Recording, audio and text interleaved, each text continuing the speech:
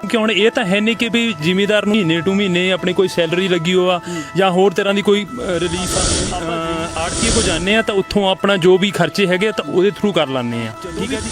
एक उदाहरण के तौर पर जे किसी बच्चे नूं पॉकेट मनी चाहिए होगी वो कित्थे मंगूगा? अपने घरदियां कोल मंगूगा। सरकार पहला जिद्दां कमादी की फसल आउंदी आ 2-3 साल बाद सानूं पैसे नहीं आउंदे है पैंदे ही नहीं है। फिर ये कहना भी जिहड़े आड़तीए आ वो साडी एक तरह के मतलब असीं उन्हां नूं अपने घर दे मंनदे आ भी जिहड़े वो साडे कोल पैसे उन्हां कोल सेफ पए हुंदे आ। बिल्कुल वादे देखो जी हर एक सरकार करदी आ बाकी निभाउंदी किन्नी का वो तो सब नूं तुहानूं पता जी। मोदी साहब ने कहते बधाइयां दित्तियां ते सनी देओल ने भी दित्तियां कि ऑर्डीनेंस पास हो गया।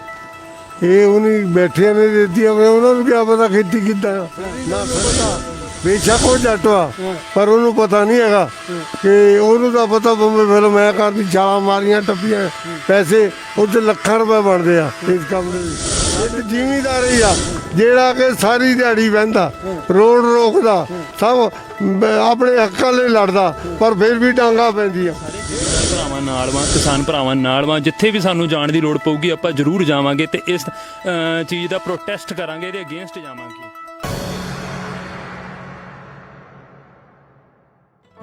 ਸੱਚਾ ਪਾਤਸ਼ਾਹ ਇੱਕ ਦਿਨ ਨਿਤਾਰਾ ਕਰਦਾ ਹੀ ਹੁੰਦਾ ਹੈ, ਬਹੁਤਾ ਕਰੀਦਾ ਨਹੀਂ ਹੰਕਾਰ ਜੀ। ਕਦ ਤੱਕ ਸਾਨੂੰ ਲੁੱਟੋਗੇ ਸਾਡੀ ਪਿੱਠ ਤੇ ਕਰੋਗੇ ਵਾਰ ਜੀ। ਹੁਣ ਲੱਗਦਾ ਜੱਟ ਤੋਂ ਜੱਟ ਦੀ ਜ਼ਮੀਨ ਖੋਹਣ ਨੂੰ ਫਿਰਦੀ ਹੈ ਇਹ ਪ੍ਰੋ ਕਾਰਪੋਰੇਟਿਵ ਸਰਕਾਰ ਜੀ। PB 32 ਨਵਾਂ ਸ਼ਹਿਰ ਦੇਖ ਰਹੇ ਹੋ, ਮੈਂ ਤੁਹਾਡਾ ਆਪਣਾ ਪਰਿਵਾਰਕ ਮੈਂਬਰ ਦਿਨੇਸ਼ ਸੂਰੀ।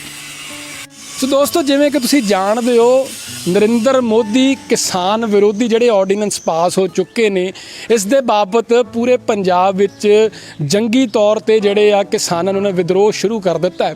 ਇਸੇ ਕਰਕੇ ਹੁਣ ਇਸੇ ਮੁਤਲਕ ਅਸੀਂ ਅੱਜ ਗੋਲੜੋ ਪਿੰਡ ਪਹੁੰਚੇ ਹਾਂ।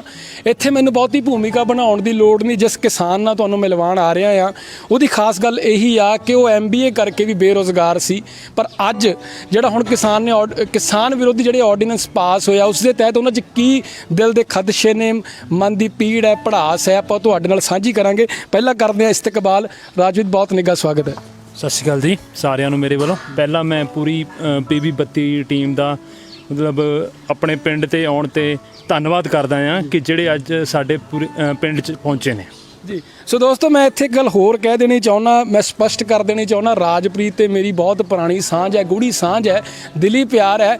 ਤੇ ਮੇਰਾ ਖਿਆਲ ਜਿਵੇਂ ਵਿਅੰਗ 'ਚ ਕਹਾਂ ਤਾਂ ਅਸੀਂ ਇਕੱਠੇ ਨੇ 2013 'ਚ MBA ਕੀਤੀ ਸੀ। ਉਸ ਤੋਂ ਬਾਅਦ ਮੋਦੀ ਸਾਹਿਬ 14 'ਚ ਆ ਗਏ, ਉਹਨਾਂ ਨੇ ਸਾਨੂੰ 15-15 ਲੱਖ ਰੁਪਇਆ ਦੇ ਦਿੱਤਾ।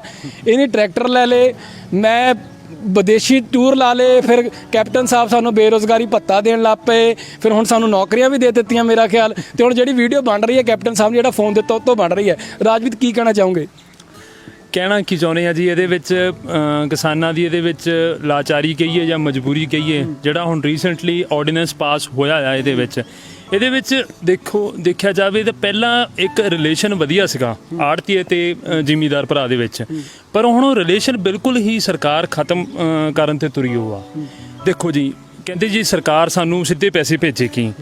ਹੁਣ ਜਿਹੜਾ ਕੋਈ ਹੋਰ ਫਸਲ ਜਿੱਦਾਂ ਕਮਾਦੀ ਦੀ ਫਸਲ ਆ ਤਾਂ ਉਹ ਸਰਕਾਰ ਸਾਨੂੰ ਸਿੱਧੇ ਪੈਸੇ ਭੇਜਦੀ ਆ। ਉਹ ਮੇਰੇ ਖਿਆਲ ਨਾਲ ਉਦੋਂ 1 ਸਾਲ ਦੀ ਫਸਲ ਹੁੰਦੀ ਆ ਤੇ ਦੂਜੇ ਸਾਲ ਲੱਗ ਜਾਂਦਾ ਕਿ 2-2 ਸਾਲ ਲੱਗ ਜਾਂਦੇ ਆ ਕਿ ਪੈਸੇ ਅਕਾਊਂਟਾਂ 'ਚ ਪਹੁੰਚਣ ਤੋਂ। ਮਤਲਬ ਸਾਡੀ ਫੋਨ ਤੇ ਵੀ ਗੱਲ ਹੋਈ, ਤੁਸੀਂ ਦੱਸਿਆ ਸੀਗਾ ਕਿ ਆੜਤੀ ਤੋਂ ਸਾਨੂੰ ਥੋੜ੍ਹਾ ਬਹੁਤਾ ਰਿਲੀਫ ਤਾਂ ਹੈ, ਹੁਣ ਸਰਕਾਰ ਤਾਂ 3-3 ਸਾਲ ਤੋਂ ਪੈਸੇ ਦੱਬੀ ਬੈਠੀ ਆ। ਬਿਲਕੁਲ ਜੀ ਬਿਲਕੁਲ ਇਹੀ ਗੱਲ ਆ ਜੀ। ਦੇਖੋ ਜੀ ਹੁਣ ਜਦੋਂ ਵੀ ਬੰਦੇ ਨੂੰ ਜੇ ਕਿਤੇ ਜ਼ਿਮੀਦਾਰ ਨੂੰ ਲੋੜ ਹੁੰਦੀ ਆ ਉਹ ਆਪਾਂ ਕਿੱਥੇ ਜਾਂਦੇ ਆ? ਆਪਾਂ ਆਪਣੇ ਆੜਤੀਏ ਭਰਾ ਕੋ ਜਾਂਦੇ ਆ। ਠੀਕ ਆ ਜੀ। ਤੇ ਜੇ ਕਿਸੇ ਤਰ੍ਹਾਂ ਦੀ ਆਪਾਂ ਨੂੰ ਜ਼ਰੂਰਤ ਹੋਵੇ, ਕਿਉਂਕਿ ਹੁਣ ਇਹ ਤਾਂ ਹੈ ਨਹੀਂ ਕਿ ਵੀ ਜ਼ਿਮੀਦਾਰ ਨੂੰ ਮਹੀਨੇ ਟੂ ਮਹੀਨੇ ਆਪਣੀ ਕੋਈ ਸੈਲਰੀ ਲੱਗੀ ਹੋ ਜਾਂ ਹੋਰ ਤਰ੍ਹਾਂ ਦੀ ਕੋਈ ਰਿਲੀਫ ਆ, ਆਪਾਂ ਆੜਤੀਏ ਕੋ ਜਾਂਦੇ ਆ ਤਾਂ ਉੱਥੋਂ ਆਪਣਾ ਜੋ ਵੀ ਖਰਚੇ ਹੈਗੇ ਤਾਂ ਉਹਦੇ ਥਰੂ ਕਰ ਲੈਂਦੇ ਆ। ਠੀਕ ਆ ਜੀ। ਬਾਕੀ ਹੁਣ ਦੇਖਿਆ ਜਾਵੇ ਇੱਕ ਹੋਰ ਗੱਲ ਕਿ ਜਦੋਂ ਵੀ ਇੱਕ ਉਦਾਹਰਨ ਦੇ ਤੌਰ ਤੇ ਜੇ ਕਿਸੇ ਬੱਚੇ ਨੂੰ ਪॉकेट ਮਨੀ ਚਾਹੀਦੀ ਹੋਊਗੀ ਉਹ ਕਿੱਥੇ ਮੰਗੂਗਾ? ਆਪਣੇ ਘਰਦਿਆਂ ਕੋਲ ਮੰਗੂਗਾ, ਸਰਕਾਰ ਕੋਲ ਥੋੜੀ ਮੰਗੂਗਾ। ਇਸੇ ਤਰ੍ਹਾਂ ਇੱਕ ਰਿਲੇਸ਼ਨ ਜ਼ਿਮੀਦਾਰ ਤੇ ਆੜਤੀਏ ਦਾ ਇਸੇ ਤਰ੍ਹਾਂ ਦਾ ਆ ਕਿ ਜਦੋਂ ਵੀ ਆਪਾਂ ਨੂੰ ਜੇ ਕਿਤੇ ਥੋੜੀ ਬਹੁਤੀ ਜ਼ਰੂਰਤ ਹੈਗੀ ਆ ਤਾਂ ਆਪਾਂ ਜ਼ਿਮੀਦਾਰ ਕੋ ਆੜਤੀਏ ਕੋ ਜਾਵਾਂਗੇ। ਪਰ ਮੋਦੀ ਸਾਹਿਬ ਤਾਂ ਕਹਿੰਦੇ ਮਿਡਲਮੈਨ ਖਤਮ ਕਰਨਾ ਤੁਹਾਡਾ ਹੀ ਫਾਇਦਾ ਕਰ ਰਹੇ ਆ। ਮੈਨੂੰ ਤਾਂ ਨਹੀਂ ਲੱਗਦਾ ਇਹਦੇ ਵਿੱਚ ਕੋਈ ਸਾਡਾ ਫਾਇਦਾ ਹੈਗਾ ਆ, ਕਿਉਂਕਿ ਹੁਣ ਦੇਖੋ ਜੀ ਜਦੋਂ ਅਸੀਂ ਆਪਣੀ ਫਸਲ ਵੇਚ ਕੇ ਆਉਂਦੇ ਆ ਤਾਂ ਸਾਨੂੰ ਹਫ਼ਤਾ ਜਾਂ 10 ਦਿਨਾਂ 'ਚ ਮੈਕਸੀਮਮ ਚੈੱਕ ਸਾਡੇ ਕੋਲ ਹੁੰਦਾ ਆ। ਠੀਕ ਹੈ ਜੀ। ਤੇ ਹੁਣ ਬਾਕੀ ਮੈਂ ਤੁਹਾਨੂੰ ਦੱਸੇ ਦਿੱਤਾ ਹੈ ਪਹਿਲਾਂ ਵੀ, ਜਦੋਂ ਕਮਾਦੀ ਦੀ ਫਸਲ ਹੁੰਦੀ ਆ ਉਹ 2-3 ਸਾਲ ਬਾਅਦ ਸਾਨੂੰ ਪੈਸੇ ਨਹੀਂ ਆਉਂਦੇ ਹੈਗੇ, ਪੈਂਦੇ ਨਹੀਂ ਹੈਗੇ, ਫਿਰ ਇਹਦੇ ਵਿੱਚ ਸਾਡਾ ਫਾਇਦਾ ਕੀ ਹੋਇਆ? ਮੈਂ ਤਾਂ ਇਹੀ ਗੱਲ ਕਹਿਣਾ ਵੀ ਜਿਹੜੇ ਆੜਤੀਏ ਆ ਉਹ ਸਾਡੀ ਇੱਕ ਤਰ੍ਹਾਂ ਦੇ ਮਤਲਬ ਅਸੀਂ ਉਹਨਾਂ ਨੂੰ ਆਪਣੇ ਘਰ ਦੇ ਮੰਨਦੇ ਆ ਵੀ ਜਿਹੜੇ ਉਹ ਸਾਡੇ ਕੋਲ ਪੈਸੇ ਉਹਨਾਂ ਕੋਲ ਸੇਫ ਪਏ ਹੁੰਦੇ ਆ ਸਾਡੇ ਖੇਤਾਂ ਤੋਂ ਜਦੋਂ ਪੈਸੇ ਨਹੀਂ ਆਉਂਦੇ ਤੁਸੀਂ ਕੈਪਟਨ ਸਾਹਿਬ ਜਿਹੜੀ ਤੁਹਾਨੂੰ ਨੌਕਰੀ ਦਿੱਤੀ ਉਹ ਕਿਉਂ ਨਹੀਂ ਕਰ ਰਹੇ ਤੁਸੀਂ? ਇਹ ਤਾਂ ਇੱਕ ਮੈਂ ਕਹਿੰਦਾ ਜੀ, ਹਾਂ ਜੀ ਬਿਲਕੁਲ ਜੀ ਬਿਲਕੁਲ। ਵਾਅਦੇ ਦੇਖੋ ਜੀ ਹਰ ਇੱਕ ਸਰਕਾਰ ਕਰਦੀ ਆ, ਬਾਕੀ ਨਿਭਾਉਂਦੀ ਕਿੰਨੀ ਕਾ ਉਹ ਤਾਂ ਸਭ ਨੂੰ ਤੁਹਾਨੂੰ ਵੀ ਪਤਾ। ਕੱਜਲ ਹਰ ਕੋਈ ਪਾਉਂਦਾ, ਮਟਕਾਉਂਦਾ ਕੋਈ ਆ, ਕੋਈ ਆ ਜੀ, ਇਦਾਂ ਹੀ ਆ ਜੀ। ਤਾਂ ਇਹ ਵਾਅਦੇ ਬਹੁਤ ਕਰਦੇ ਆ ਵੀ ਅਸੀਂ ਤੁਹਾਨੂੰ ਨੌਕਰੀਆਂ ਦੇਵਾਂਗੇ ਜਾਂ ਆਪਣੇ ਸਮਾਰਟਫੋਨ ਦੇਵਾਂਗੇ ਜਾਂ ਕੁਝ ਹੋਰ ਤਰੀਕੇ ਦੇ ਵੀ। ਮੈਂ ਤਾਂ ਇਹੀ ਅਰਦਾਸ ਕਰਦਾ ਆ ਕਿ ਇਹੀ ਬੇਨਤੀ ਕਰਦਾ ਇਹਨਾਂ ਸਰਕਾਰਾਂ ਦੇ ਸਾਹਮਣੇ ਕਿ ਸਾਡੀ ਜਿਹੜੀ ਇਸ ਦੇਸ਼ ਦੇ ਵਿੱਚ ਗਰੀਬੀ ਖਤਮ ਕੀਤੀ ਜਾਵੇ, ਬੇਈਮਾਨੀ ਖਤਮ ਕੀਤੀ ਜਾਵੇ, ਹੋਰ ਵੀ ਬਹੁਤ ਸਮਾਜਿਕ ਕ੍ਰਿਤੀਆਂ ਆ ਜਿਹੜੀਆਂ ਖਤਮ ਕੀਤੀਆਂ ਜਾਣ। ਰਾਜਵੀਰ ਨਾਲ ਨਾ ਮੇਰੀ ਇੱਕ ਫੋਨ ਤੇ ਹੋਰ ਵੀ ਗੱਲਬਾਤ ਹੋਈ ਸੀ। ਰਾਜਵੀਰ ਤੁਸੀਂ ਮੈਨੂੰ ਕਿੱਸਾ ਸੁਣਾਇਆ ਸੀਗਾ ਕਿ ਇੱਕ ਜੱਟ ਜਿਹੜਾ ਮਟਰ ਵੇਚਣ ਚੱਲਿਆ ਸੀਗਾ ਤੇ ਉਹਨੂੰ ਉੱਥੇ ਜਿਹੜਾ ਮੁੱਲ ਨਹੀਂ ਪਿਆ ਜਾਂ ਕਿਸੇ ਨੇ ਖਰੀਦਿਆ ਹੀ ਨਹੀਂ ਜਿਹੜੀ ਸਬਜ਼ੀ ਮੰਡੀ ਵਿੱਚ, ਉਹਨੇ ਕਿਸੇ ਪ੍ਰਵਾਸੀ ਮਜ਼ਦੂਰ ਨੂੰ ਉਹ 20-25 ਰੁਪਏ ਦੇ ਹਿਸਾਬ ਨਾਲ ਵੇਚ ਦਿੱਤੇ, ਸਾਹਮਣੇ ਉਹਨੇ ਢੇਰੀ ਕਰਕੇ 50 ਰੁਪਏ ਕਿਲੋ ਵੇਚਣ ਲੱਗ ਪਿਆ। ਉਹ ਕਿੱਸਾ ਕੀ ਸੀ, ਮਾੜਾ ਸੁਣਾਓ।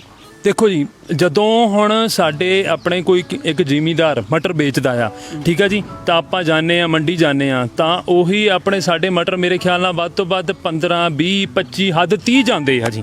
ਮੁੜ ਕੇ ਜਦੋਂ ਅਸੀਂ ਲੈਣ ਜਾਂਦੇ ਆ ਮੰਡੀ ਤਾਂ ਸਾਨੂੰ ਉਹ 100 ਰੁਪਈਆ 120 ਰੁਪਈਏ ਕਿਲੋ ਦੱਸਦੇ ਆ ਜੀ ਵੀ ਇੰਨਾ ਇਹਨਾਂ ਦਾ ਖਰਚਾ ਆ ਜਾਂਦਾ ਆ ਉੱਤੇ। ਠੀਕ ਆ ਜੀ, ਵੀ ਜਿਹੜਾ ਇੱਕ ਜ਼ਿਮੀਂਦਾਰ ਆਪਣੇ ਮਿੱਟੀ ਵਿੱਚ ਆਪਣੀ ਜ਼ਮੀਨ ਵਿੱਚ ਉਹ ਉਗਾਉਂਦਾ ਪਿਆ ਆ ਤਾਂ ਉਹਨੂੰ ਉਹਦਾ ਪ੍ਰੋਪਰ ਮੁੱਲ ਨਹੀਂ ਮਿਲ ਰਿਹਾ। ਇੱਦਾਂ ਹੀ ਸੀ ਇੱਕ ਕਿੱਸਾ ਵਾਕਿਆ ਸੀਗਾ ਜੀ, ਮਤਲਬ ਮੇਰਾ ਮਤਲਬ ਉਹ ਜ਼ਿਮੀਂਦਾਰ ਭਰਾ ਹੀ ਸੀਗਾ। ਉਹਨਾਂ ਨੇ ਕੀ ਕੀਤਾ ਕਿ ਅਸੀਂ ਵੈਸੇ ਮਤਲਬ ਇੱਥੋਂ ਬੰਗੀ ਜਾਂਦੇ ਹੁੰਦੇ ਆ ਮੰਡੀ, ਤੇ ਉਹ ਮਟਰ ਥੋੜੇ ਸੀਗੇ ਉਹਨਾਂ ਦੇ, ਤੇ ਉਹ ਸ਼ਹਿਰ ਚਲੇ ਗਏ। ਉਹਨਾਂ ਨੇ ਕੀ ਕੀਤਾ, ਆਪਣੇ ਥੋੜੇ ਬਹੁਤੇ ਮਟਰ ਸੀਗੇ ਤੇ ਉਹ ਮਤਲਬ ਕਹਿੰਦੇ ਵੀ ਅਸੀਂ ਇੱਥੇ ਹੀ ਆਪਣੇ ਵੇਚ ਦਿੰਦੇ ਆ। ਤੇ ਉਸ ਤੋਂ ਬਾਅਦ ਕੀ ਕੀਤਾ, ਉਹਨਾਂ ਨੇ ਮਟਰ ਲਏ ਤਕਰੀਬਨ ਮੇਰੇ ਖਿਆਲ ਨਾਲ 20 ਰੁਪਈਏ ਲਏ ਹੋਣੇ ਆ। ਉਸ ਤੋਂ ਬਾਅਦ ਜਿਹੜਾ ਆਪਣਾ ਪ੍ਰਵਾਸੀ ਮਜ਼ਦੂਰ ਸੀਗਾ ਤੇ ਉਹ ਆਰਾਮ ਨਾਲ ਉੱਥੇ ਆਪਣਾ ਲਾ ਕੇ ਬੈਠ ਗਿਆ, ਤੇ ਉਹੀ ਮਜ਼ਦੂਰ ਨੇ ਆਪਣਾ ਉਹੀ ਮਟਰ ਉਹਨੂੰ ਮੈਨੂੰ ਲੱਗਦਾ 40 ਜਾਂ 50 ਰੁਪਈਏ ਦੱਸੇ। ਦੇਖੋ ਜੀ, ਸੋ ਇਹੀ ਤਰਾਸ਼ ਦੀ ਆ। ਅਸੀਂ ਇਸੇ ਗੱਲ ਦੀ ਗੱਲ ਕਰਦੇ, ਕਿਸਾਨ ਜਿਹੜੀ ਜਥੇਬੰਦੀਆਂ ਇਸੇ ਕਰਕੇ ਵਿਦਰੋਹ ਵਿੱਚ ਆਈਆਂ ਨੇ, ਇਹੀ ਮਨ ਦੇ ਖਦਸ਼ੇ ਨੇ ਕਿ ਇਹਨਾਂ ਨਾਲ ਇਨਸਾਫ ਕਦ ਹੋਏਗਾ। ਕਿਉਂਕਿ ਇੱਕ ਜੱਟ ਸਵੇਰ ਤੋਂ ਲੈ ਕੇ ਸ਼ਾਮ ਤੱਕ ਖੇਤਾਂ 'ਚ ਕੰਮ ਕਰਦਾ, ਰਾਤ ਨੂੰ ਹੀ ਵਾਰੀਆਂ ਲਾਉਂਦਾ ਪਾਣੀ ਦੀਆਂ। ਜੱਟ ਦਾ ਕੰਮ ਕਦੀ ਖਤਮ ਹੁੰਦਾ ਹੀ ਨਹੀਂ, ਪਰ ਸਰਕਾਰ ਜੱਟ ਨੂੰ ਖਤਮ ਕਰਨ ਤੇ ਕਿਉਂ ਤੁਲੀ ਹੋਈ ਹੈ? ਸੋ ਰਾਜਵੀਰ, ਸਾਡੇ ਨਾਲ ਇੱਥੇ ਤੁਸੀਂ ਪਹਿਲਾਂ ਦੱਸਿਆ ਹੋਰ ਵੀ ਪਤਵੰਤੇ ਸੱਜਣ ਨੇ, ਅਸੀਂ ਚਾਹੁੰਦੇ ਉਹਨਾਂ ਵੀ ਗੱਲਬਾਤ ਕਰੀਏ। ਬਿਲਕੁਲ ਜੀ, ਸਾਡੇ ਇੱਥੇ ਵਿਚਕਾਰ ਸਾਡੇ ਸਾਬਕਾ ਸਰਪੰਚ ਸਾਹਿਬ ਤੇ ਹੋਰ ਬਾਕੀ ਸਾਡੇ ਮੋਹਤਬਾਰ ਸੱਜਣ ਯੂਥ ਵੀ ਬੈਠਾ ਆ, ਆਉਣ ਵਾਲਾ ਯੂਥ ਵੀ ਆ। ਤੁਸੀਂ ਉਹਨਾਂ ਤੋਂ ਵੀ ਇੱਕ ਵਾਰੀ ਸਲਾਹ ਲਓ ਜੀ। ਆਪਾਂ ਉਹਨਾਂ ਤੋਂ ਵੀ ਵਿਚਾਰ ਵਟਾਂਦਰੇ ਕਰਦੇ ਹਾਂ। ਸੋ ਦੋਸਤੋ, ਇੱਥੇ ਮੈਂ ਇਹੀ ਚੀਜ਼ ਕਹਿਣੀ ਚਾਹੁੰਦਾ ਕਿ ਜਿਹੜਾ ਫਾਰਮਰ ਹੁੰਦਾ ਨਾ, ਉਹ ਵਰਕ ਕਰਦਾ, ਉਹ ਸਿਰਫ ਤਦ ਤੱਕ ਵਰਕ ਨਹੀਂ ਕਰਦਾ ਜਦ ਤੱਕ ਸਨ ਡਾਊਨ ਨਹੀਂ ਹੁੰਦਾ। ਉਹ ਤਦ ਤੱਕ ਵਰਕ ਕਰਦਾ ਜਦ ਤੱਕ ਉਹਦਾ ਕੰਮ ਡਨ ਨਹੀਂ ਹੁੰਦਾ। ਸੋ ਸਾਡੇ ਨਾਲ ਸਾਬਕਾ ਸਰਪੰਚ ਵੀ ਇੱਥੇ ਮੌਜੂਦ ਨੇ, ਤੇ ਪਹਿਲਾਂ ਤਾਂ ਅਸੀਂ ਇਹਨਾਂ ਨੂੰ ਵਧਾਈਆਂ ਦਿੰਦੇ ਕਿਉਂਕਿ ਜੀ ਮੋਦੀ ਸਾਹਿਬ ਨੇ ਕਹਿੰਦੇ ਵਧਾਈਆਂ ਦਿੱਤੀਆਂ, ਤੇ ਸਨੀ ਦਿਓਲ ਨੇ ਵੀ ਦਿੱਤੀਆਂ ਕਿ ਆਰਡੀਨੈਂਸ ਪਾਸ ਹੋ ਗਿਆ।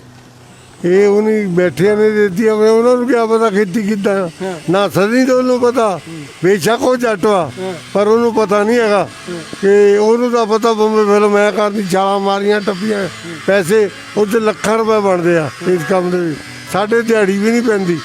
ਸਨੀ ਦਿਓਲ ਕਦੀ ਖੇਤ ਜਾ ਕੇ ਇਹ ਨਹੀਂ ਨਾ ਦੇਖਿਆ ਕਿ ਜਿਹੜਾ ਜੱਟ ਹੈ ਉਹਦੀ ਗਿੱਚੀ ਤੋਂ ਲੈ ਕੇ ਗਿੱਟੇ ਤੱਕ ਪਸੀਨਾ ਨੁੱਚੜਦਾ ਹੀ ਜਾਂਦਾ। ਹਾਂਜੀ, ਇੱਦਾਂ ਕਿ ਸਨੀ ਦਿਓਲ ਕਦੇ ਆਉਂਦਾ ਨਹੀਂ, ਕਦੇ ਕੁਝ ਕਰਦਾ ਨਹੀਂ। ਉਹਦੇ ਬਾਪ ਨੇ ਵੀ ਨਹੀਂ ਦੇਖਿਆ, ਸਾਡੇ ਤਾਂ ਪੇ ਦਾਦੇ ਇਹੀ ਕੰਮ ਕਰਦੇ ਆਏ ਆ।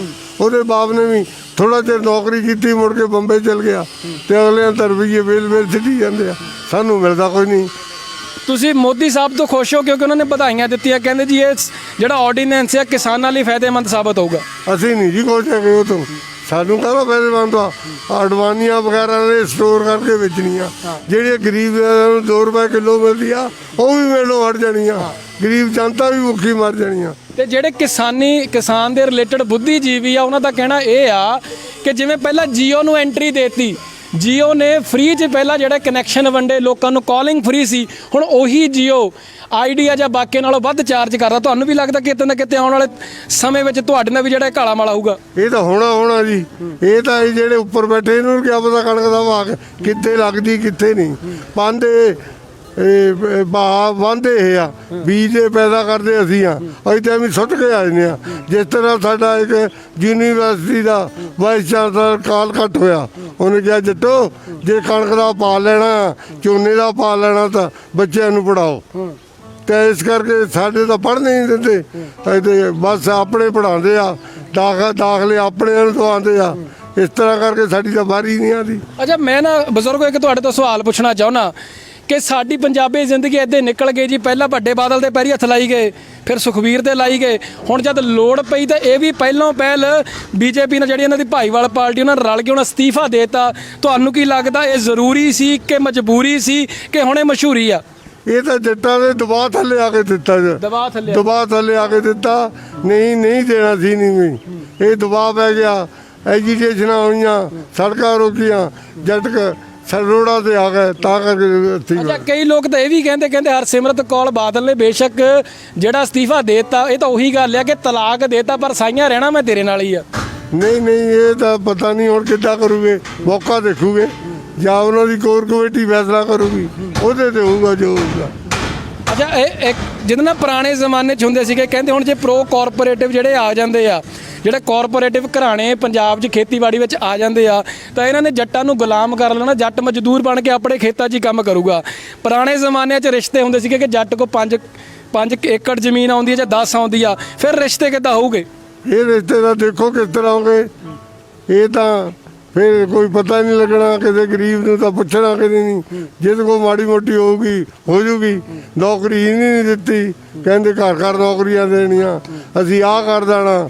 ਉਹ ਫਾਰਮ ਭਰਾਤੇ ਆ। ਸਾਡਾ ਇੱਕ ਭਾਈਵਾਲ ਫਾਰਮ ਭਰਦਾ ਫਿਰਦਾ ਸੀ ਪਿੰਡ ਦੀ। ਦੋਸਤੋ ਉਹੀ ਖਦਸ਼ੇ ਨੇ, ਜਿਵੇਂ ਮੈਂ ਕੱਲ ਗੱਲ ਕੀਤੀ ਸੀਗੀ ਕਿ ਜਿਹੜੇ ਲੀਡਰ ਨੇ ਇਹਨਾਂ ਦੇ ਮੁੰਡੇ ਚੇਅਰਮੈਨ ਬਣਦੇ ਆ, ਇਹਨਾਂ ਦੇ ਮੁੰਡਿਆਂ ਨੂੰ ਮੂਹਰੇ ਐਮਐਲਏ ਦੀ ਟਿਕਟ ਮਿਲਦੀ ਆ। ਜਿਹੜਾ ਗਰੀਬ ਵਿਚਾਰਾ ਖੇਤਾਂ 'ਚ ਕੰਮ ਕਰਦਾ, ਉਹਨਾਂ ਦੇ ਨਿਆਣੇ ਖੇਤਾਂ 'ਚ ਹੀ ਕੰਮ ਕਰਦੇ ਨੇ। ਨਾ ਨੌਕਰੀਆਂ ਨਾ ਇਹਨਾਂ ਲਈ ਚੇਅਰਮੈਨਸ਼ਿਪਾਂ ਨੇ, ਸਿਰਫ ਇਹ ਧਰਨਿਆਂ ਤੇ ਬੈਠੇ ਆਪਣੇ ਹੱਕ ਲਈ ਨੇ। ਪਰ ਜਿਹੜੇ ਲੀਡਰ ਵੋਟਾਂ ਮੰਗਦੇ ਨੇ, ਘੱਟੋ ਘੱਟ ਉਹਨਾਂ ਦਾ ਫਰਜ਼ ਤਾਂ ਬਣਦਾ ਨਾ ਸਿੱਧੂ ਵਰਗਿਆਂ ਦਾ ਕਿ ਘੱਟੋ ਘੱਟ ਆ ਕੇ ਇਹਨਾਂ ਨਾਲ ਧਰਨਿਆਂ ਤੇ ਖੜਨ, ਨਾ ਕਿ ਸਿਰਫ ਟਵੀਟ ਕਰਨ। ਕੀ ਕਹਿਣਾ ਚਾਹੋਗੇ? ਇਹ ਕਿੱਥੇ ਆ? ਇਹ ਤਾਂ 2 ਘੰਟੇ ਧਰਨੇ ਧੁੱਪ 'ਚ ਨਹੀਂ ਬੈਠ ਸਕਦੇ। ਇੱਕ ਜ਼ਿਮੀਂਦਾਰ ਹੀ ਆ ਜਿਹੜਾ ਕਿ ਸਾਰੀ ਦਿਹਾੜੀ ਬਹਿੰਦਾ, ਰੋਡ ਰੋਕਦਾ, ਸਭ ਆਪਣੇ ਹੱਕਾਂ ਲਈ ਲੜਦਾ, ਪਰ ਫਿਰ ਵੀ ਡਾਂਗਾ ਪੈਂਦੀਆਂ। ਫਿਰ ਵੀ ਡਾਂਗਾ ਪੈਂਦੀਆਂ। ਰਾਜਵੀਰ, ਇੱਥੇ ਮੈਂ ਤੁਹਾਡੇ ਨਾਲ ਵੀ ਇੱਕ ਗੱਲ ਕਰਨੀ ਚਾਹੁੰਦਾ। ਜਿਵੇਂ ਕਿ ਨਾ ਹੁਣ ਮੈਂ ਕੱਲੇ ਜਿਹੜੀ ਆ ਇੱਕ ਗੱਲਬਾਤ ਸੁਣ ਰਿਹਾ ਸੀ, ਉਹਦੇ ਵਿੱਚ ਇਹ ਕਹਿੰਦੇ ਸੀਗੇ ਕਿ ਜਿਹੜੀ ਹੁਣ ਸਰਕਾਰ ਇਸ ਨੂੰ ਤਾਂ ਲੈ ਕੇ ਆ ਰਹੀ ਆ ਆਰਡੀਨੈਂਸ ਨੂੰ ਕਿ ਜਿਹੜਾ ਆ ਕਿਸਾਨ ਵੀਰ ਆ ਉਹ ਕਿਤੇ ਵੀ ਜਾ ਕੇ ਆਪਣੀ ਜਿਹੜੀ ਫਸਲ ਵੇਚ ਸਕਦਾ। ਤੁਸੀਂ ਕਿੱਦਾਂ ਤਿਆਰੀ ਕਰ ਲਈ ਉੜੀਸਾ ਜਾਣ ਦੀ ਆਪਣੀ ਫਸਲ ਵੇਚਣ ਦੀ? ਦੇਖੋ ਜੀ, ਇਹਦੇ ਵਿੱਚ ਵੀ ਇੱਕ ਸਰਕਾਰ ਦੇ ਟੈਕਟਿਕਸ ਆ। ਮਤਲਬ ਮੈਂ ਜਿੱਦਾਂ ਪਹਿਲਾਂ ਤੁਹਾਨੂੰ ਕਿਹਾ ਕਿ ਉਹ ਜ਼ਿਮੀਂਦਾਰ ਤੇ ਆੜਤੀਏ ਦਾ ਰਿਲੇਸ਼ਨ ਬਿਲਕੁਲ ਖਤਮ ਹੀ ਕਰਨਾ ਚਾਹੁੰਦੀ ਹੈ ਜੀ। ਜੇ ਆਪਾਂ ਬਾਹਰ ਜਾਣ ਲੱਗ ਪਏ, ਮੰਨ ਲਓ ਆਪਾਂ ਨੂੰ ਉਹ 500 ਰੁਪਈਆ ਕੁਆਂਟਲ ਪਿੱਛੇ ਜ਼ਿਆਦਾ ਵੀ ਦੇਣ ਲੱਗ ਪਏ, ਚਲੋ 500 ਤਾਂ ਬਹੁਤ ਦੂਰ ਦੀ ਗੱਲ ਆ, 50-100 ਰੁਪਈਆ ਵੀ ਜ਼ਿਆਦਾ ਦੇਣ ਲੱਗ ਪਏ। ਆਈ ਨੋ ਕਿ ਮਤਲਬ ਕਈ ਜ਼ਿਮੀਂਦਾਰ ਜਾਊਗੇ ਵੀ, ਪਰ ਮੈਂ ਇਹਨਾਂ ਨੂੰ ਉਹੀ ਗੱਲ ਕਹਿਣਾ ਚਾਹੁੰਦਾ ਹੈ ਕਿ ਉਹਦੇ ਨਾਲ ਬਿਲਕੁਲ ਆਪਣਾ ਰਿਲੇਸ਼ਨ ਜਿਹੜਾ ਜ਼ਿਮੀਂਦਾਰ ਤੇ ਆੜਤੀਏ ਦਾ ਉਹ ਬਿਲਕੁਲ ਖਤਮ ਹੋ ਜਾਣਾ ਆਉਣ ਵਾਲੇ ਭਵਿੱਖ ਵਿੱਚ। ਉਹ ਆਉਣ ਵਾਲੇ ਟਾਈਮ 'ਚ ਆਪਾਂ ਨੂੰ ਹੀ ਉਹਦੇ ਵਿੱਚ ਦਿੱਕਤਾਂ ਦਾ ਸਾਹਮਣਾ ਕਰਨਾ ਪੈਣਾ ਹੈ ਜੀ। ਅੱਛਾ, ਇੱਕ ਨਾ ਜੁਮਲਾ ਜਿਹਾ ਹੋਰ ਨਿਕਲ ਕੇ ਆਇਆ ਸਾਹਮਣੇ। ਉਹ ਕਹਿੰਦੇ ਨੇ ਕਿ ਜਿਹੜੇ ਸਿੰਗਰ ਨੇ, ਪਪੂਲਰ ਨੇ, ਉਹ ਗੱਲਾਂ ਕਰਦੇ ਜੀ ਤੇਰੇ ਜਿਹੜੇ ਯਾਰ ਨੂੰ 40 ਕਿੱਲੇ ਲੱਗਦੇ ਨੇ, ਤੇਰੇ ਯਾਰ ਕੋ 33 ਕਿੱਲੇ, ਨਾ 32 ਨਾ 34। ਉਹ ਹੁਣ ਕਿਤੇ ਵੀ ਜਿਹੜੇ ਕਿਸਾਨ ਹਮਾਇਤੀ ਬਣ ਕੇ ਸਾਹਮਣੇ ਉੱਭਰ ਕੇ ਨਹੀਂ ਆ ਰਹੇ। ਜਦ ਕਿ ਇਹ ਰਿਪੋਰਟ ਆਈ ਆ ਕਿ 86% ਜਿਹੜੇ ਕਿਸਾਨ ਨੇ ਪੰਜਾਬ 'ਚ ਉਹ ਨੇ ਜਿਨ੍ਹਾਂ ਦੀ 5 ਏਕੜ ਤੋਂ ਘੱਟ ਜ਼ਮੀਨ ਹੈ, ਔਰ 66% ਉਹ ਕਿਸਾਨ ਨੇ 2.5 ਏਕੜ ਤੋਂ ਘੱਟ ਜ਼ਮੀਨ ਹੈ। ਪਰ ਹੁਣ ਜਿਹੜਾ ਆ ਮੋਦੀ ਸਾਹਿਬ ਇਹ ਕਹਿ ਰਹੇ ਨੇ ਕਿ ਤੁਸੀਂ ਕਿਤੇ ਵੀ ਜਾ ਕੇ ਜਿਹੜਾ ਆਪਣਾ ਝੋਨਾ ਵੇਚ ਸਕਦੇ ਹੋ, ਉਹਦਾ ਮੁੱਲ ਪਵਾ ਸਕਦੇ ਹੋ। ਲੇਕਿਨ ਹੁਣ ਜਿਹੜਾ ਜਿਹਦੇ ਕੋਲ ਅੱਧਾ ਕਿੱਲਾ ਜ਼ਮੀਨ ਆ ਜਾਂ ਜਿਹਦੇ ਕੋਲ 2.5 ਏਕੜ ਜ਼ਮੀਨ ਆ, ਉਹ ਉੜੀਸਾ ਜਾਂ ਤਾਮਿਲਨਾਡੂ ਜਾਂ ਚੰਡੀਗੜ੍ਹ ਆਪਣਾ ਮੁੱਲ ਕਿਵੇਂ ਪਾਊਗਾ? ਦੇਖੋ ਜੀ, ਉਹ ਹਰ ਇੱਕ ਲਈ ਮੁਸ਼ਕਿਲ ਗੱਲ ਵਾ ਜੀ ਜ਼ਿਮੀਂਦਾਰ ਲਈ। ਤੇ ਬਾਕੀ ਜੇ ਗੱਲ ਸਿੰਗਰਾਂ ਦੀ ਕੀਤੀ ਜਾਵੇ, ਉਹ ਇੱਕ ਗੱਲ ਵੱਖਰੀ ਚਲੇ ਜਾਣੀ ਆ। ਸਿੰਗਰ ਤਾਂ ਬਹੁਤ ਕੁਝ ਕਹਿੰਦੇ ਆ, ਸਿੰਗਰ ਤਾਂ ਇਹ ਵੀ ਕਹਿੰਦੇ ਆ ਜੱਟ ਦੀ ਛਾਤੀ ਤੇ ਕਈ ਟੁੱਟੀਆਂ ਤਲਵਾਰਾਂ ਜੀ। ਤੇ ਹੁਣ ਇਦਾਂ ਦੀ ਗੱਲ ਆ, ਉਹ ਤਾਂ ਉਹਨਾਂ ਨੇ ਸਿਰਫ ਆਪਣੀਆਂ ਗੱਲਾਂ ਬਣਾਉਣੀਆਂ। ਉਹ ਤਾਂ ਇੱਕ ਸਿਰਫ ਯੂਥ ਨੂੰ ਮਤਲਬ ਜਿੱਦਾਂ ਦੇ ਵੀ ਚਲੋ ਗਾਣੇ ਗਾ ਰਹੇ ਆ, ਉਹ ਇੱਕ ਹੋਰ ਪਾਸੇ ਲੈ ਕੇ ਜਾ ਰਹੇ ਆ। ਉਹਦੇ ਵੱਲ ਆਪਾਂ ਜ਼ਿਆਦਾ ਜਾਵਾਂਗੇ ਨਹੀਂ ਜੀ। ਤੇ ਪਰ ਜਿਹੜੇ ਇਹਦੇ ਨਾਲ ਕਿ ਬਿਲਕੁਲ ਬਹੁਤ ਮੁਸੀਬਤਾਂ ਵਧੂਗੀਆਂ ਆਪਣੇ ਕਿਸਾਨ ਭਰਾਵਾਂ ਲਈ ਜੀ। ਅੱਛਾ ਰਾਜਵੀਰ, ਇੱਕ ਹੋਰ ਗੱਲ ਕਹੀ ਹੈ ਕਿ ਕਾਰਪੋਰੇਟ ਘਰਾਣੇ ਜਦੋਂ ਆ ਜਾਣੇ ਆ, ਮੰਨ ਲਓ ਤੁਸੀਂ ਨਵੇਂ ਸ਼ਹਿਰ ਹੀ ਜਾਂਦੇ ਆ, ਦਾਣਾ ਮੰਡੀ ਜਾਂ ਕਿਤੇ ਵੀ, ਸਿਰਫ ਇੱਕ ਆਧਾਰ ਕਾਰਡ ਹੀ ਜ਼ਰੂਰੀ ਹੈ ਤੇ ਤੁਹਾਡਾ ਕੋਈ ਵੀ ਰਜਿਸਟ੍ਰੇਸ਼ਨ ਚਾਹੀਦੀ, ਤੁਸੀਂ ਉਹਦੇ ਹਿਸਾਬ ਨਾਲ ਜਿਹੜਾ ਖਰੀਦੋ ਫਰੋਖਤ ਕਰ ਸਕਦੇ ਹੋ। ਤੁਹਾਨੂੰ ਲੱਗਦਾ ਨਹੀਂ ਇਹਨਾਂ ਫਰਾਡ ਜ਼ਿਆਦਾ ਵਧੂਗਾ? ਕਿਉਂਕਿ ਹੁਣ ਜਿਹੜਾ ਆੜ੍ਹਤੀ ਆ ਉਹ ਪਿਛਲੇ ਲੰਬੇ ਸਮੇਂ ਤੋਂ ਬੈਠਾ ਆ, ਇੱਕ ਦੂਜੇ ਨਾਲ ਪਰਿਵਾਰਕ ਸਾਂਝ ਹੁੰਦੀ ਹੈ। ਪਰ ਹੁਣ ਮੰਨ ਲਓ ਕੋਈ ਬੰਦਾ ਤਾਮਿਲਨਾਡੂ ਜਾਂ ਸਾਊਥ ਤੋਂ ਜਾਂ ਦਿੱਲੀ ਤੋਂ ਆ ਕੇ ਉੱਥੇ ਬਹਿ ਗਿਆ ਦਾਣਾ ਮੰਡੀ 'ਚ, ਉਹਨਾਂ ਤੁਸੀਂ ਰਿਲੇਸ਼ਨ ਕਿਵੇਂ ਬਿਲਡ ਕਰੋਗੇ? ਦੇਖੋ ਜੀ ਉਹੀ ਆਪਣਾ ਜਿਹੜਾ ਨਵਾਂ ਆ ਉਹ 9 ਦਿਨ ਪੁਰਾਣਾ 100 ਦਿਨ ਤੇ ਇਹੀ ਗੱਲ ਮੈਂ ਕਹਿਣੀ ਚਾਹੁੰਦਾ ਆ ਕਿ ਜਿਹੜਾ ਜ਼ਿਮੀਂਦਾਰ ਤੇ ਆੜਤੀ ਦਾ ਬਾਰ-ਬਾਰ ਕੀ ਰਿਲੇਸ਼ਨ ਜਿਹੜਾ ਬਣਿਆ ਉਹ ਪੋਜ਼ਿਟਿਵ ਰਿਲੇਸ਼ਨ ਆ ਕਿ ਹੁਣ ਨਵਾਂ ਬੰਦਾ ਆਪਾਂ ਜੇ ਦੇਖੂਗੇ ਉੱਤੇ ਆਪਾਂ ਨੂੰ ਵੈਸੇ ਵੀ ਜ਼ਿੰਦਗੀ ਵਿੱਚ ਵੀ ਉੱਤੇ ਟਰਸਟ ਕਰਨਾ ਮੁਸ਼ਕਿਲ ਹੋਣਾ ਆ ਜੀ। ਤੇ ਬਾਕੀ ਹੁਣ ਦੇਖੋ ਜੀ ਆਪਾਂ ਕਿਤੇ ਬਾਹਰ ਜਾਵਾਂਗੇ ਜੇ ਝੋਨਾ ਜਾਂ ਕਣਕ ਆਪਣੀ ਵੇਚਣ ਤਾਂ ਉਹ ਡੈਫੀਨੇਟਲੀ ਔਖਾ ਹੋਊਗਾ ਆਪਣੇ ਲਈ, ਉਹ ਕੁਝ ਵੀ ਵਿੱਚ ਖਰੀਦ ਪੋਸਟ ਕਰ ਸਕਦਾ ਆ ਉਹਦੇ ਵਿੱਚ। ਤੇ ਹੁਣ ਰਾਜ ਸਭਾ 'ਚ ਹਾਲੇ ਤੱਕ ਇਹ ਪਾਸ ਨਹੀਂ ਹੋਇਆ।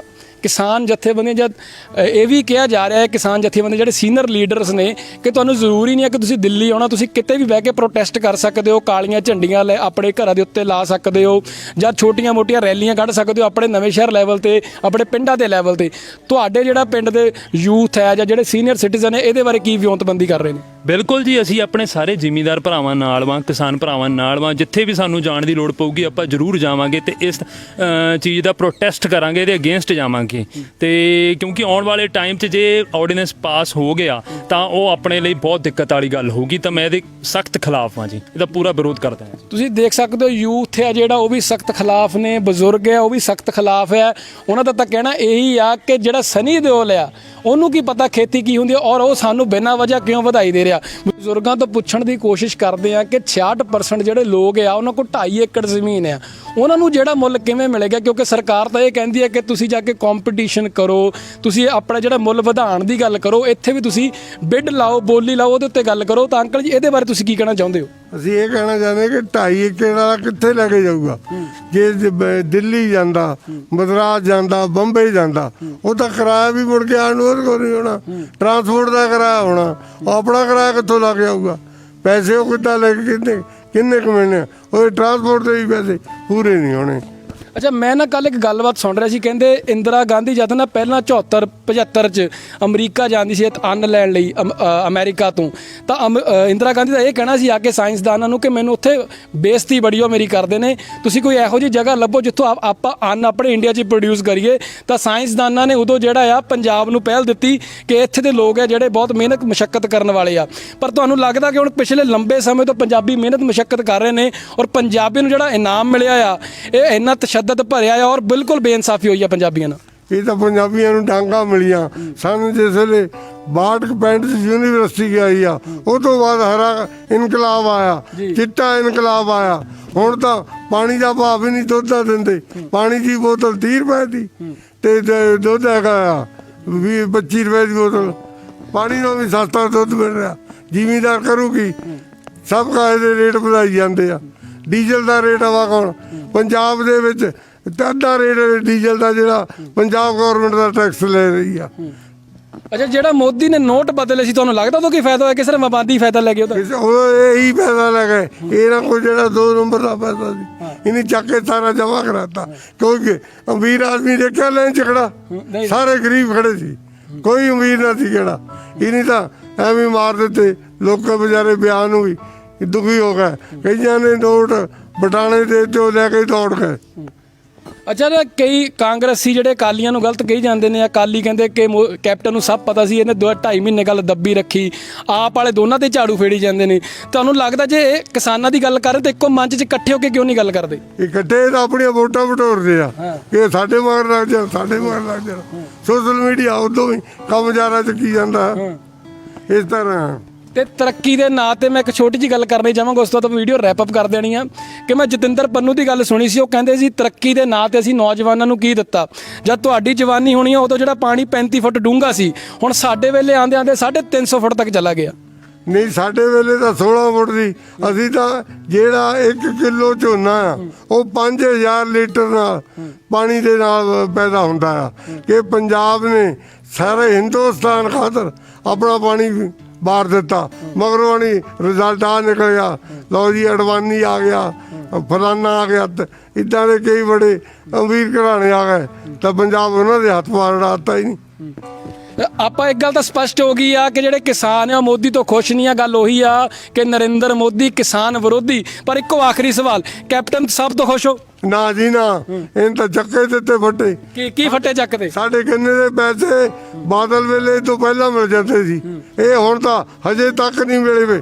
ਇਹ 20 ਦੇ ਹਜੇ ਪੈਸੇ ਲੈਣੇ ਆ, ਮੁੜ ਕੇ ਫਸਲ ਫੇਰ ਆਈ ਖੜੀ ਆ। ਫਸਲ ਫੇਰ ਆਈ ਖੜੀ ਆ ਤੇ 19-20 ਦੇ ਪੈਸੇ ਲੈਣੇ ਆ। ਲਾਸਟ ਜਾਂਦੇ ਜਾਂਦੇ ਆਪਾਂ ਸਿਰਫ ਵਰਜਨ ਲਵਾਂਗੇ। ਯੂਥ ਇੱਥੇ ਬੈਠਾ ਹੋਇਆ, ਸਿਰਫ ਇਹਨਾਂ ਤੋਂ ਹੀ ਪੁੱਛਣਾ, ਤੁਹਾਨੂੰ ਕੀ ਲੱਗਦਾ ਨਰਿੰਦਰ ਮੋਦੀ ਜਿਹੜਾ ਉਹ ਕਿਸਾਨ ਵਿਰੋਧੀ ਹੈ ਕਿ ਨਹੀਂ? ਬਿਲਕੁਲ ਜੀ, ਇਹ ਗੱਲ ਤੁਸੀਂ ਸਹੀ ਕੀਤੀ ਆ ਕਿ ਨਰਿੰਦਰ ਮੋਦੀ ਜੋ ਇਹ ਬਿੱਲ ਪਾਸ ਕਰ ਰਿਹਾ ਆ, ਇਹ ਦਰਅਸਲ ਕਿਸਾਨਾਂ ਦੇ ਵਿਰੋਧ ਵਿੱਚ ਆ, ਕਿਉਂਕਿ ਇਹਨੂੰ ਇਦਾਂ ਨਹੀਂ ਕਰਨਾ ਚਾਹੀਦਾ ਸੀ। ਕਿਸਾਨਾਂ ਨੂੰ ਪਤਾ ਵੀ ਜਿਹੜੀ ਸਾਡੀ ਫਸਲ ਅਸੀਂ ਮੰਡੀ ਦੇ ਵਿੱਚ ਸਿੱਟਦੇ ਆ, ਸਾਡਾ ਜੋ ਮੁੱਲ ਆ ਉਹ ਜੋ ਸਰਕਾਰ ਨੇ ਤੈਅ ਕੀਤਾ ਆ ਤਾਂ ਲੱਗਣਾ ਆ। ਇਸ ਵਾਰ ਉਹ ਕਹਿੰਦੇ ਆ ਵੀ ਸਾਡਾ ਜਿਹੜਾ ਮੁੱਲ ਵਪਾਰੀ ਲਊਗਾ, ਪ੍ਰਾਈਵੇਟ ਕਰੂਗਾ ਤੇ ਸਾਨੂੰ ਪੂਰਾ ਫਸਲਾਂ ਦਾ ਮੁੱਲ ਨਹੀਂ ਮਿਲਣਾ। 1 ਸਾਲ ਦੇ ਦੂਗੇ, ਦੂਸਰੇ ਸਾਲ ਇਹਨਾਂ ਨੇ ਫੇਰ ਆਪਣੇ ਝਾਂਸੇ ਵਿੱਚ ਲੈਣਾ ਸਾਨੂੰ। ਜਿਵੇਂ ਜੀਓ ਵਾਲਾ ਕੰਮ ਹੋਇਆ, ਬਸ ਜੀਓ ਜਿੱਦਾਂ ਜੀਓ ਸਿਮ, ਬਸ ਸਿਮ ਉਹੀ ਪਹਿਲਾ ਪਲਾਨ ਦੇ ਦੇਣੇ ਤੇ ਬਾਅਦ ਵਿੱਚ ਆਪਣੇ ਝਾਂਸੇ ਵਿੱਚ ਲੈ ਲੈਣੇ। ਤੇ ਇਸੇ ਕਰਕੇ ਸਾਨੂੰ ਅਸੀਂ ਇਹਦੇ ਨਾਲ ਖੁਸ਼ ਨਹੀਂ ਆ ਜੋ ਵੀ ਇਹ ਡਿਸੀਜਨ ਲਿਆ ਆ ਮੋਦੀ ਨੇ। ਤੇ ਬਾਕੀ ਜੋ ਸਾਡੀਆਂ ਬਣਦੀਆਂ ਫਸਲਾਂ ਦਾ ਰੇਟ ਆ ਉਹ ਫਿਕਸ ਕੀਤਾ ਜਾਵੇ। ਇਸ ਵਾਰ ਮੱਕੀ ਦਾ ਰੇਟ ਕੁਛ ਨਹੀਂ ਸੀ, 700-900 ਰੁਪਇਆ ਇਹ ਸਿਰਫ ਮੱਕੀ ਦਾ ਰੇਟ ਸੀ, ਤੇ ਹੁਣ ਇਸ ਟਾਈਮ ਦੇ ਵਿੱਚ 1400-1500 ਆ।